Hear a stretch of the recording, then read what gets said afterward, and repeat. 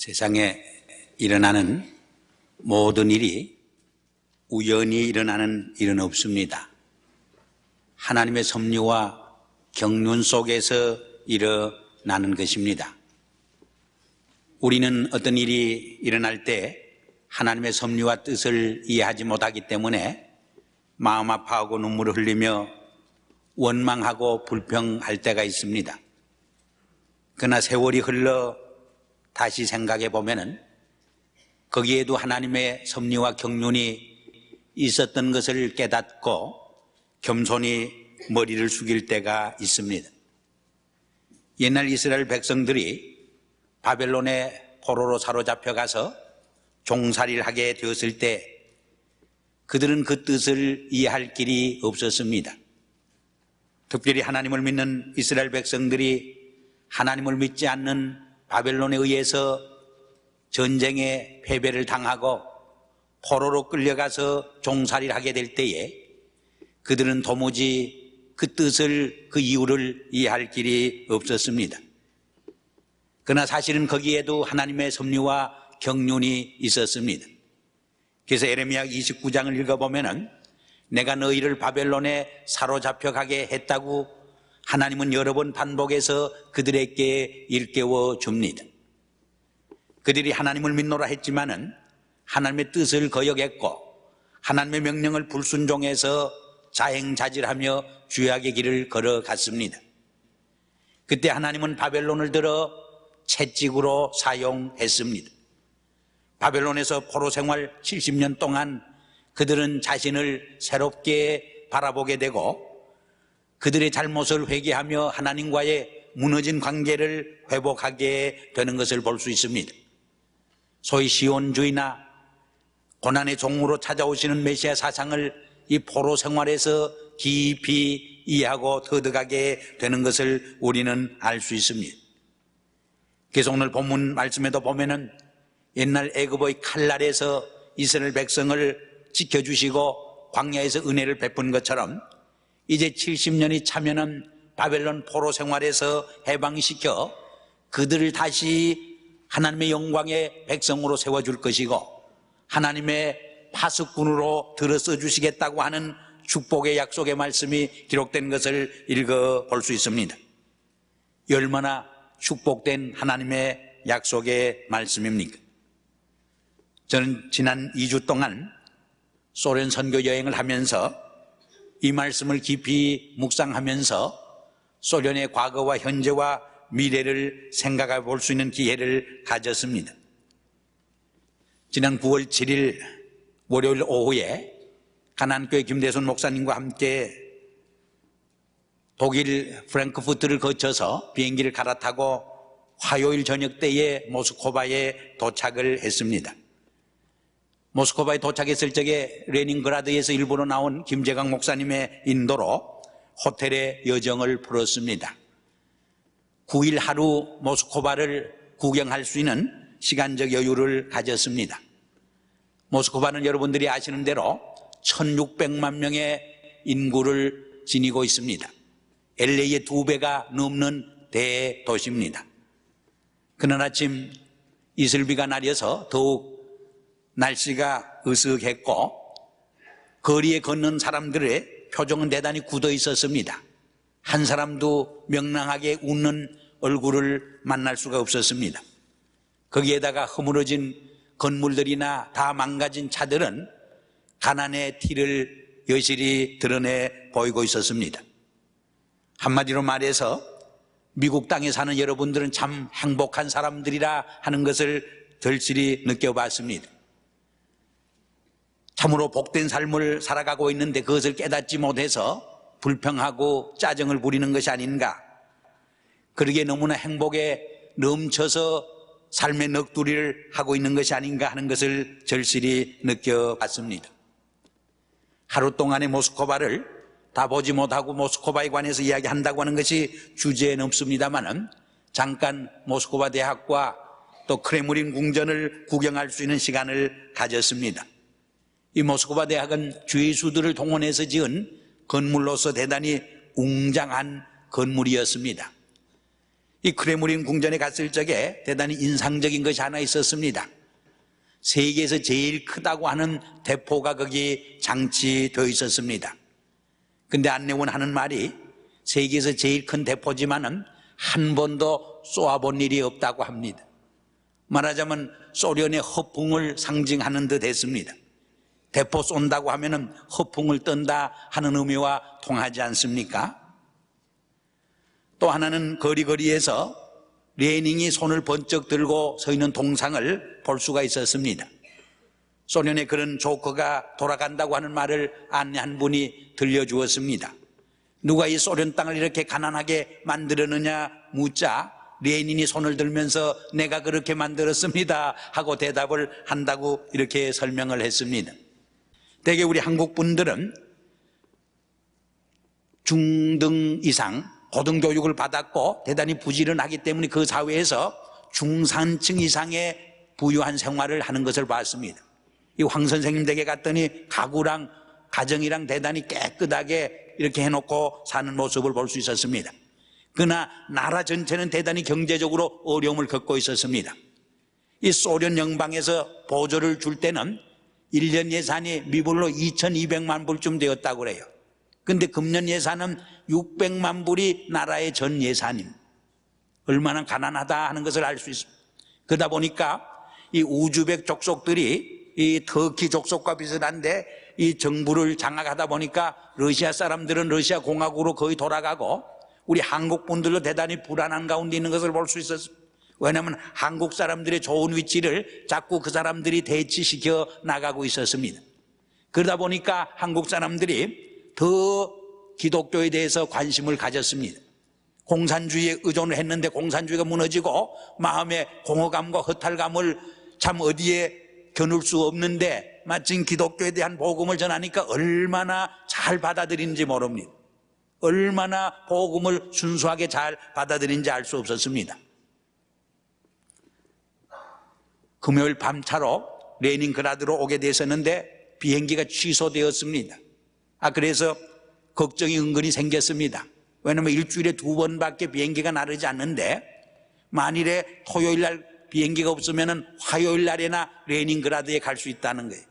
그럼 모든 여행 스케줄이 다 틀려지게 됩니다. 그래서 염려를 했습니다만 마침 토요일 날 비행기가 있어서 센트 피터스버그로 레닌그라드로 도착을 할 수가 있었습니다. 거기에는 우리 교회가 지원하고 있는 김재광 목사님께서 선교 사역을 하고 계십니다. 1년 한 8개월 동안 선교 사역을 하는 가운데 그 교회도 500~600명 출석을 하고 있습니다. 한 1200명 등록을 하고 있습니다.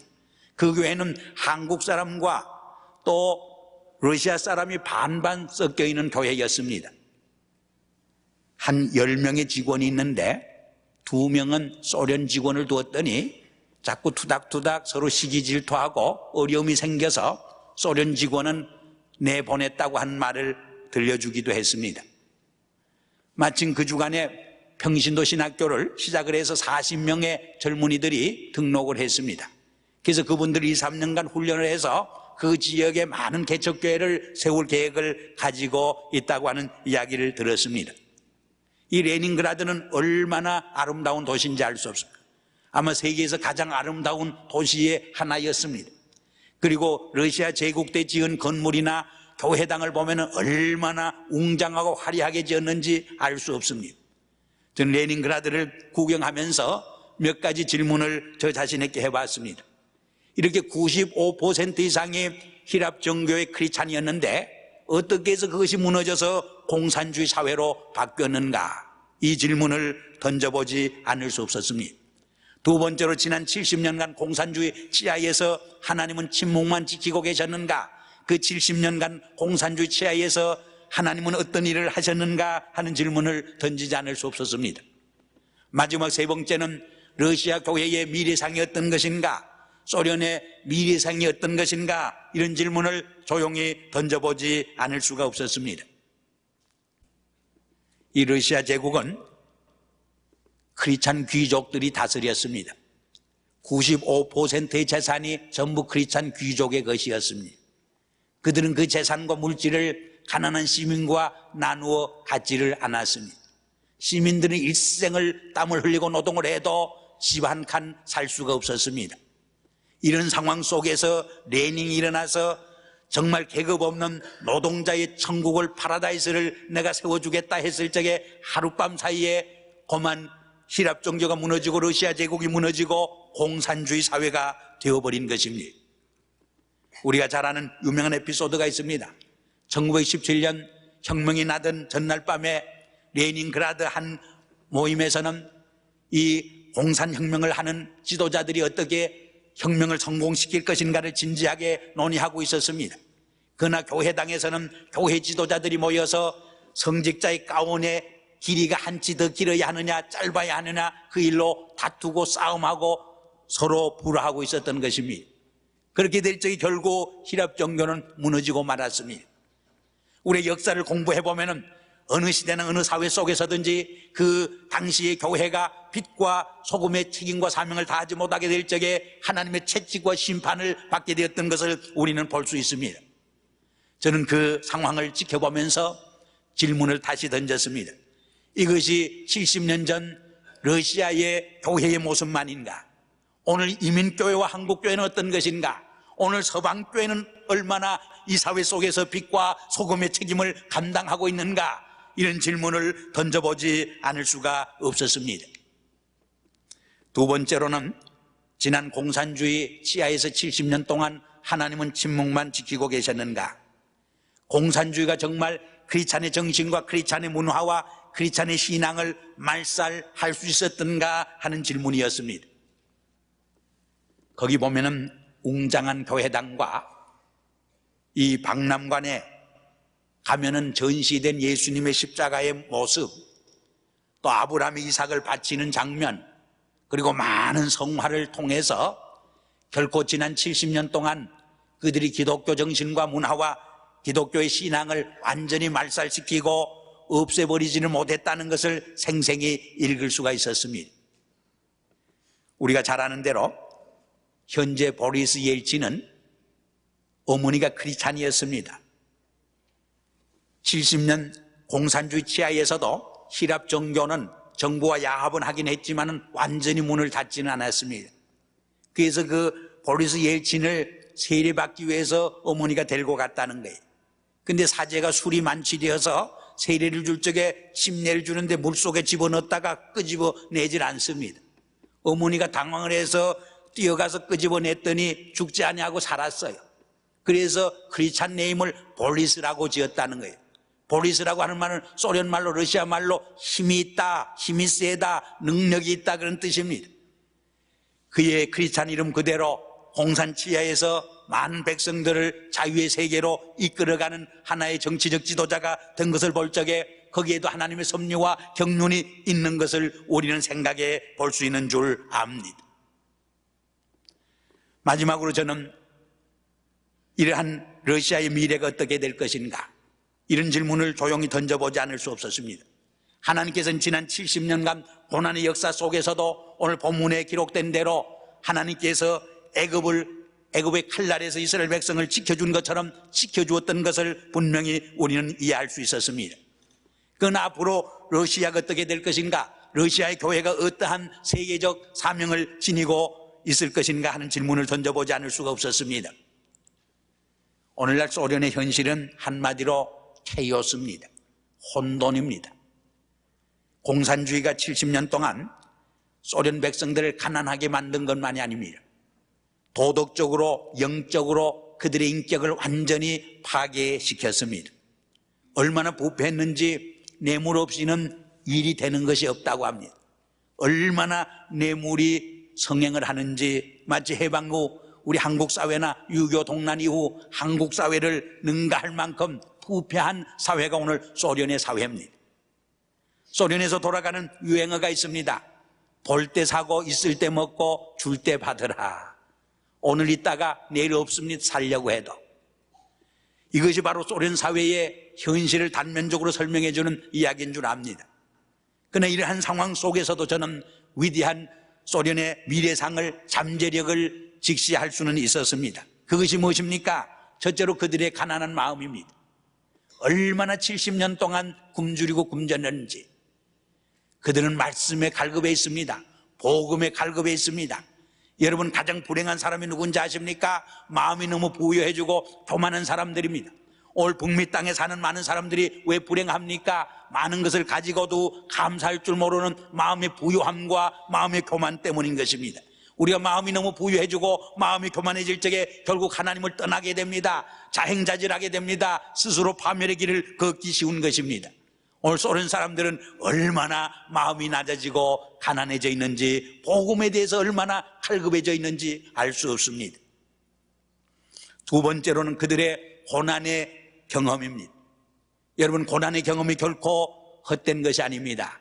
고난의 경험처럼 값진 것이 없습니다. 돈 주고 살 수 없는 것이 고난의 체험이요 고난의 경험입니다. 우리 백성들이 유교 동란을 통해서 많은 피를 흘렸습니다. 많은 생명을 잃어버렸습니다. 그러나 우리는 그 잃어버림 속에서 또 많은 것을 얻었음을 분명히 알고 있습니다. 우리 한국 백성들이 세계에 도처에 흩어져 살아갑니다. 유럽에서도 한국 사람들이 잘 사는 것을 볼 수 있습니다. 북미 땅에서도 짧은 시일 내에 상당히 경제적 실력을 키웠습니다. 비행기에서 오다가 미국 신문을 보니까 아시안 아메리칸들이 1년 연간 인감이 3만 8천 얼마가 되더라고요. 그리고 백인들이 3만 1천 얼마입니다. 물론 아시안들이 가족 식구가 백인보다 많다고 하는 설명이 거기 있었습니다. 또 아시안도 여러 가지 다양성이 있다고 하는 설명이 거기 적혀 있긴 했습니다. 이렇게 짧은 시간 동안에 경제적으로 참 크게 부흥할 수 있고 성장할 수 있었던 비결이 뭐냐? 우리 한국 사람들이 유교 동란을 통해서 많은 고난을 겪고 어려움을 당했기 때문에 생활력이 강해졌다, 이렇게 생각해 볼 수 있습니다. 소련 사람들이 70년 동안 고난을 당하고 이 공산주의 치하에서 어려움을 당했지만 그것은 그들에게 있어서 중요한 유산이 될 수 있다고 하는 것을 저는 생각해 보지 않을 수가 없었습니다. 왜냐하면 위대한 창조적 역사는 아니란 역사에서 이루어지는 것이 아니고 고난의 역사를 통해서 이루어지는 때문인 것입니다. 그래서 유명한 역사가 토인비는 그런 말을 남겼습니다. 안일 속에서 인류 역사는 쇠퇴했고 오히려 고난 속에서 인류 역사는 성장하고 발전했다고 설명을 했습니다. 아닌 게 아니라 소련에서 미국으로 돌아오는 길에 스웨덴에 잠깐 들렸습니다. 스톡홀름에 들렸더니 소련에서 스톡홀름을 가보니까 더 아름다운 것 같아요. 얼마나 문화시설이나 거리가 깨끗하고 도시가 아름다운지 마치 그림에서 보는 정원 도시와 같았습니다. 근데 안내하는 집사님께서 그런 말씀을 했습니다. 너무 사회복지제도가 잘 돼 있고 생활이 안정되어 있기 때문에 많은 사람들이 우울증에 디프레션에 걸려 있다는 것. 얼마나 많은 사람들이 자살을 하는지 모른다는 것입니다. 오히려 너무나 평안하고 사회복지제도가 잘 되어 있기 때문에 스웨덴 사람들이 이제는 창조성을 완전히 잃었다고 그런 설명을 하는 것을 들을 수 있었습니다. 옳은 말입니다. 고난의 역사 속에서 놀라운 창조의 사건이 일어나는 것을 우리는 볼 수 있습니다. 이 점에서 소련 사람들이 그동안 70년 동안 바벨론의 포로로 사로잡혀 가서 고생을 당한 이스라엘 백성처럼 어려움을 당했지만은 그들에게는 이 낮은 마음을 얻게 되었고 또한 고난의 경험을 체험하게 되었다고 하는 것은 값진 일이 아닐 수 없습니다. 세 번째로 이 소련 사람들은 굉장한 문화적 유산이 있습니다. 굉장한 저력이 있는 백성입니다. 도스토옙스키나 톨스토이나 차이콥스키나 위대한 문학가나 예술가가 얼마나 그들에게 있는지 모릅니다. 레닌그라드에 있을 적에 한 수도원을 방문했는데 그 정원에 도스토옙스키의 무덤이 있고 차이콥스키의 무덤이 있는 것을 보고 저희들이 그것을 통해서 많은 것을 느끼고 배웠습니다. 또 하루 저녁에는 발레를 한다고 해서 백조의 호수라고 하는 그 구경을 제가 갔습니다. 왜냐하면 그 발레의 주연을 하는 남자 주인공이 한국 사람이에요. 아버지는 한국 사람인데 어머니가 소련 사람입니다.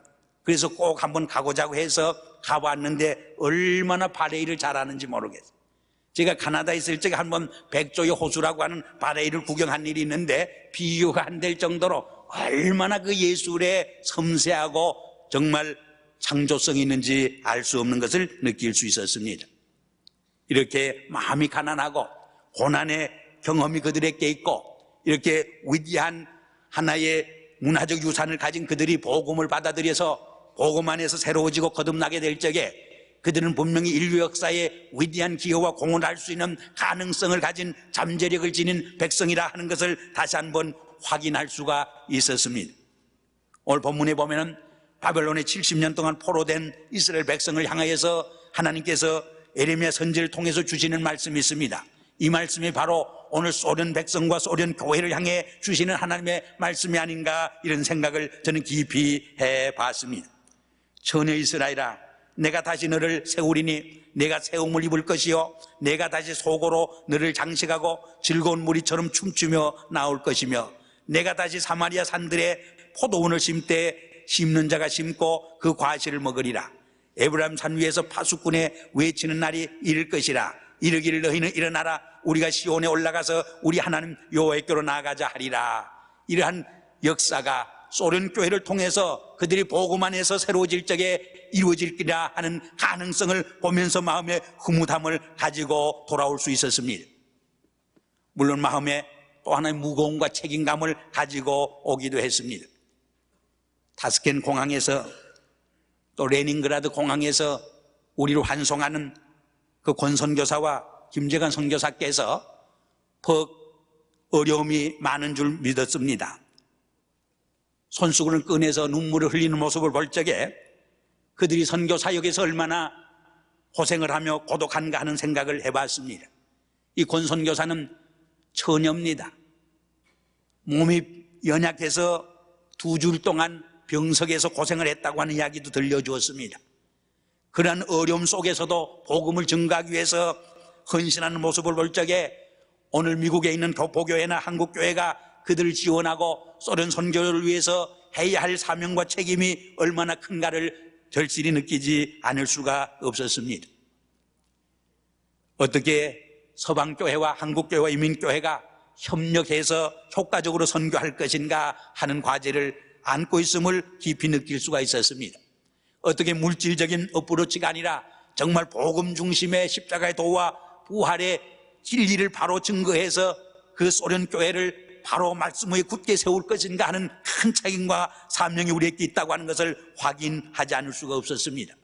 어떻게 그들에게 그리스도인의 참된 사랑을 증거해주고 또 진실되고 정직한 크리스찬의 삶의 모범을 보여줌으로써 그들에게 올바른 크리스찬의 가치관을 심어줌으로써 소련 교회를 통해서 소련 사회를 변화시키고 또 소련 교회를 통해서 정말 잠들고 있는 서구 교회를 향해서 오히려 도전할 수 있는 책임을 감당하게 할 것인가 하는 것이 우리의 큰 기도의 제목이라 하는 생각을 하면서 돌아왔습니다. 이를 위해서 여러분들의 기도가 요청되는 줄 압니다.